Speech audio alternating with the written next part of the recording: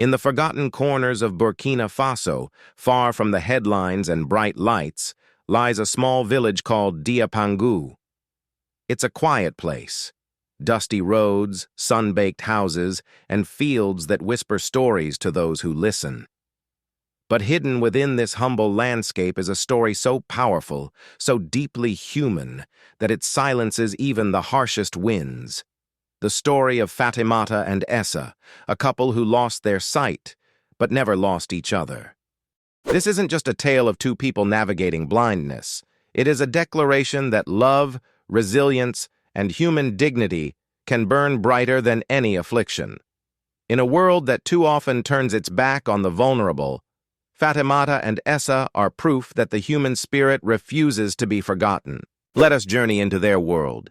Years ago, Fatimata and Issa lived like many in Diapangou. Simple, quiet lives rooted in family and farming.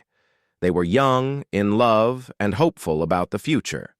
The land was their livelihood, and though it was never easy, they found joy in working side by side under the blistering African sun. Their love story unfolded in the rustle of millet fields, the laughter of neighbors, and the rhythm of a life they were building together. Then something began to change. It started subtly. Issa would squint more than usual. Fatimata began complaining about itchy eyes, a strange discomfort she couldn't explain. They didn't have the words for it then. There were no doctors in their village, no clinics with answers, only whispered rumors about a disease that floated along rivers and bit at the skin like invisible demons. The culprit was Onchocerciasis, commonly known as river blindness.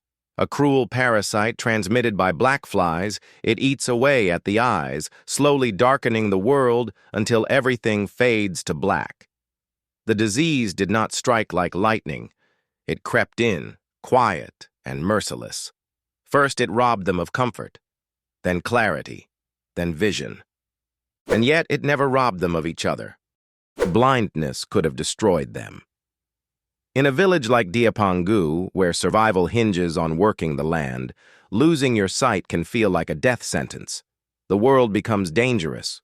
Cooking, cleaning, farming, even walking becomes a risk. But Fatimata and Issa made a decision, a quiet vow between them, stronger than any spoken word. They would face this together. Each day became a test of patience, faith, and creativity. When one faltered, the other offered a guiding hand. Issa learned to memorize the path to the well, counting his steps and using a stick to feel the way. Fatimata adapted her hands to the patterns of woven baskets and learned to cook by touch and scent. Together, they rewrote the rhythm of life in darkness, creating a world where love illuminated what their eyes no longer could. Neighbors watched in awe. Some pitied them, others marveled. But no one could deny the beauty of their bond. Even in the silence of loss, their home remained full of laughter, prayer, and quiet dignity. Their story could have ended there, two blind lovers surviving quietly in obscurity. But it didn't. Something remarkable happened. A few years ago, a community health team passed through Diapangou. They weren't expecting to find anything extraordinary, just another checkup, another distribution of medication. But when they met Fatimata and Issa, everything stopped. Here were two people who had lost their sight but gained something far more powerful: purpose, unity, and hope. The health workers were deeply moved. Fatimata and Issa spoke not with bitterness, but with gratitude. They didn't ask for pity. They asked for understanding, for others not to suffer as they had. They pleaded for education, for medicine, for attention to this quiet epidemic, and in their words, something stirred. Their story began to spread. Soon, journalists heard of the couple and made their way to Diapangou. Cameras captured Issa gently guiding Fatimata by the arm. They recorded Fatimata's voice as she spoke of dreams, dreams not of wealth but of helping other blind people reclaim dignity. Their home became a symbol, not of loss, but of light. Across Burkina Faso, whispers turned into conversations. people began to ask, how many others have been forgotten like this? How many Fatimatas and Issas are out there? And then, their story reached someone who truly listens to the pain of his people. Captain Ibrahim Traoré, Burkina Faso's young and fearless leader, known for walking among the people and standing up for the voiceless, heard of Fatimata and Issa. In a country grappling with war, insecurity, and betrayal from international powers, he has become a symbol of hope for millions. And when he learned about the couple in Diapangou, he did not turn away. Captain Traoré, whose heart beats for justice and dignity, was deeply moved. He saw in Fatimata and Issa not just tragedy, but strength, love, and the kind of resilience that reflects the true spirit of Burkina Faso. Sources close to the presidency confirmed that the captain personally requested updates about the couple. And though the nation faces many challenges, Captain Traoré has given his assurance he will not abandon this family. For he knows that leadership is not only about protecting borders, but about protecting hearts. And what Fatimata and Issa represent is something no foreign aid can buy. An unshakable love rooted in African soil, nourished by pain, and flourishing despite darkness. We pause here, dear viewer, to thank each one of you who supports stories like this. Stories that matter, stories that remind us of our shared humanity. If you believe Fatimata and Issa deserve a future filled with hope and healing, then you are part of the solution. Thank you for subscribing, liking, and commenting. Your support helps bring light into the forgotten corners of our continent.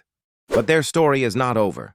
Fatimata and Issa continue to live in Diapangou. Their life remains modest. They survive on the kindness of neighbors, small donations, and sheer willpower. But what they need now is more than inspiration. They need action. Medicines to treat and prevent Onchocerciasis exist. Experts can train communities on prevention. And yes, the state can help, under the leadership of compassionate warriors like Captain Traoré. Imagine what one small investment in their lives could do. Imagine a rehabilitation center in the region, where other blind people could learn new skills, where their dignity could be restored. Imagine solar-powered radios broadcasting health education in local languages. Imagine mobile clinics reaching remote areas, armed with information and care. This is not a fantasy. It is possible. Fatimata dreams of teaching. Though she cannot see, she wants to guide young blind children, to show them that they are not broken. Issa wants to build a community garden where the blind can work with their hands and taste the fruits of their labor. These dreams are not too big. They are dreams made of clay, sun, and hope. And with the attention of the nation, with the leadership of men like Captain Ibrahim Traoré, these dreams can become real. This story is more than a tale of blindness. It is about vision. A vision of a Burkina Faso, where no one is left behind. Where even in the smallest villages, in the poorest corners, the voices of love and dignity are heard and honored. Fatimata and Issa have given us more than inspiration. They have given us a challenge, to build a world where love is not just a private feeling, but a public force for justice. Will we listen?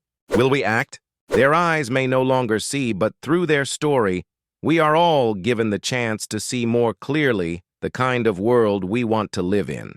And as long as men like Captain Ibrahim Traoré lead with compassion, and as long as people like you continue to care, then maybe, just maybe, Fatimata and Issa's story will mark the beginning of a brighter, more loving future for all. If this story touched your heart, don't let it end here. Share it with someone. Let the world know that even in the most forgotten places, love still conquers, hope still breathes, and dignity still stands tall. Support the voices of people like Fatimata and Issa. Subscribe to Voice of Africa for more untold stories that matter. Leave a comment below to show your solidarity, and if you believe in the mission of building a stronger, united Africa, consider supporting us through Super Thanks. Every bit helps shine a light where the world has cast shadows. Together, we can be the voice for the voiceless.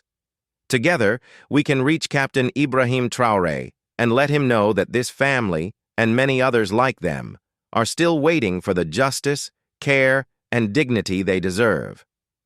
The story doesn't end until we stand together.